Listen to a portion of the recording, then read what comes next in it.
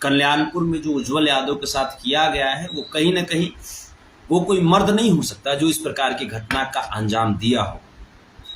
जाहिर सी बात है वो कोई हिजड़ा का औलाद होगा, वही ऐसा कर सकता है, और वो हिजड़ा का ही औलाद है। सीबी सिंह की मैं बात कर रहा हूँ। सीबी सिंह और उसके जो समर्थक हैं, दोनों जो बेटा है उसका पता नहीं वो जो दोनों बेटा है वो सीबी सिंह का ही बेटा है या किसी यादव या बहुजन समाज का बेटा है, ये तो डीएनए टेस्ट करने के बाद पता चलेगा। हमें ऐसा लगता है वो सीबी सिंह का बेटा नहीं होगा, वो किसी न किसी हिजड़ा का औलाद होगा, या अगर हिजड़ा का औलाद नहीं होगा तो वो किसी बहुजन समाज का नाजायज प्रोडक्शन है। क्योंकि जिस प्रकार से वो भागा घर छोड़ करके, जिस प्रकार से वो अपने थाना क्षेत्र को छोड़ करके भागा, जो स्थानीय थाना प्रभारी महोदय कह रहे थे कि वो अपने घर छोड़ करके फरार है, वो इस क्षेत्र को छोड़ करके फरार है, उसका लोकेशन का जांच किया जा रहा है, पता लगाया जा रहा है, तो ये कोई मर्द नहीं कर सकता। जो मर्द करेगा वो सामने से रह करके फिर बात भी करेगा और जो भी होगा वो सामने से देखेगा। लेकिन ये सीबी सिंह जो है, सीआर बिलार सिंह, कुत्ता बिलार सिंह, ये हिजड़ों की फौज लेकर के एक शेर को कुत्तों के झुंड में नोच रहा था। उज्जवल यादव एक वैसा लड़का जो वहां पे समाज की बात बड़े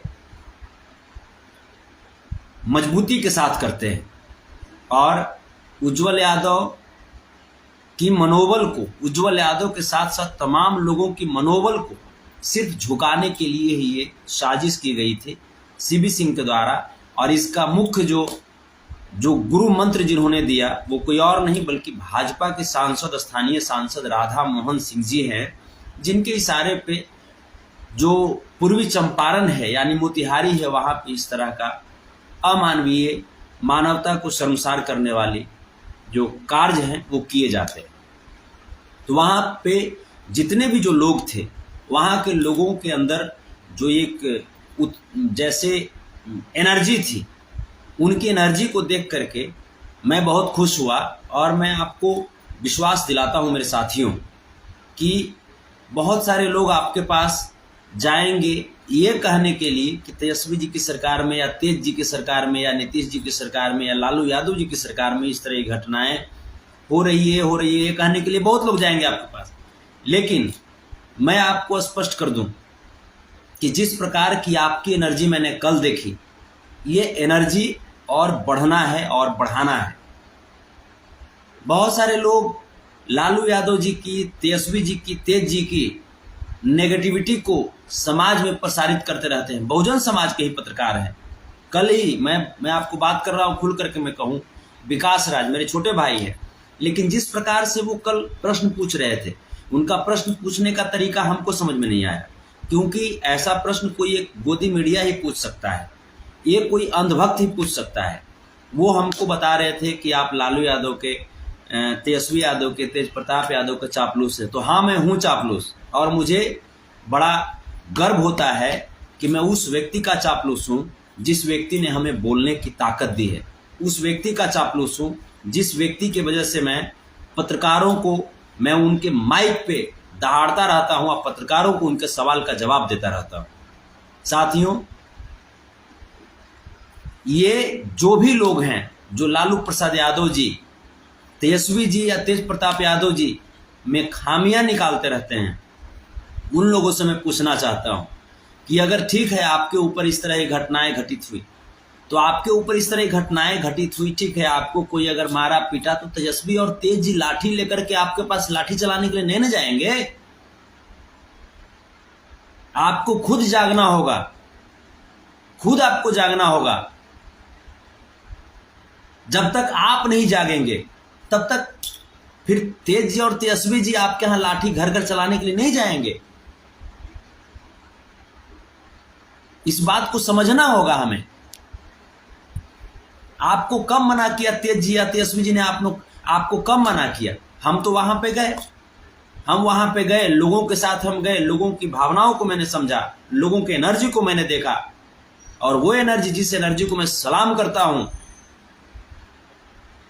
तमाम बच्चों को मैंने देखा कि वो अपने हक के लिए अपने साथ हो रहे अत्याचार पे सड़क पे उतर गए, खड़ा हो गए सड़क पे। यही एनर्जी चाहिए और तमाम लोगों में एनर्जी चाहिए। तो सिर्फ इसके लिए आप तेज जी को, तेजस्वी जी को या लालू जी को या सरकार को आप गलत नहीं ठहरा सकते हैं। आपके साथ जो हुआ टिट फॉर टैट आपको करना होगा। उसके बाद अगर सरकार आपके साथ अगर पक्षपात करती है तब जाकर के आप सरकार को कुछ कह सकते हैं। हमेशा मैंने देखा, जैसे कल मुझे बहुत तकलीफ हुआ, जिस प्रकार से विकास राज वो जो प्रश्न पूछ रहे थे हमसे।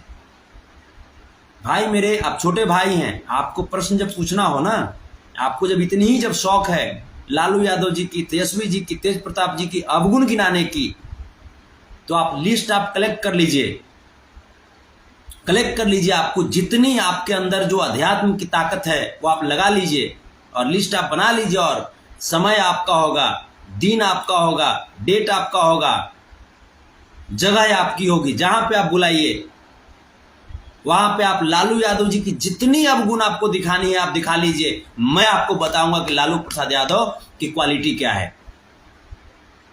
भाई मेरे, आप जो माइक लेकर के प्रश्न पूछ रहे हैं ना, ये माइक लेकर के प्रश्न पूछने का अधिकार आपको लालू प्रसाद यादव अगर नहीं होते ना तो आपको नहीं मिलता। और अगर हिम्मत आपको अगर थी, अगर आपको हिम्मत है, तब यही जाकर के उत्तर प्रदेश में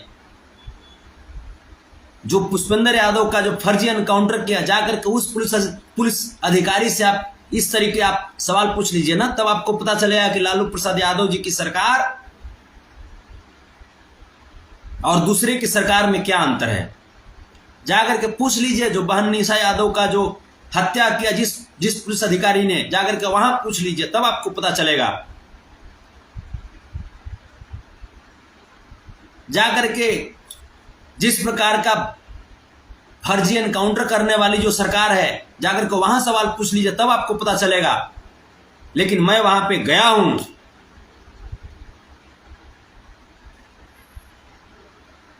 सिर्फ जाकर के किसी के घर में जाकर के इंटरव्यू ले लेने से मेरे दोस्त काम नहीं चलता। और लालू यादव की तारीफ यूं ही नहीं लोग करते। लालू यादव भगवान श्री कृष्ण के बाद भगवान के रूप में इस धरती पर अवतरित हुए हैं। ये बात आपको अपने मस्तिष्क में अगर नहीं बैठाना है तो मत बैठाइए, लेकिन लालू प्रसाद यादव के दीवानों के सामने ये सब बात मत बोलिए। हम लोग लालू प्रसाद यादव के दीवाने हैं। आपको चापलूस लगता है, उसमें भी हमारी ही बड़प्पन है। यह हमारा सौभाग्य होगा कि लालू प्रसाद यादव के हम चापलूस होंगे। आपको जिसका चापलूस बनना है आप बन जाइए, आपको कौन रोका है। हद होती है किसी भी बात की। पत्रकारिता करनी है तो कीजिए ना, निष्पक्षी आपको करनी है, कीजिए आप निष्पक्ष पत्रकारिता। लेकिन इस प्रकार से आप लालू प्रसाद यादव को, तेजस्वी जी को और तेज जी को अपमानित नहीं कर सकते हैं।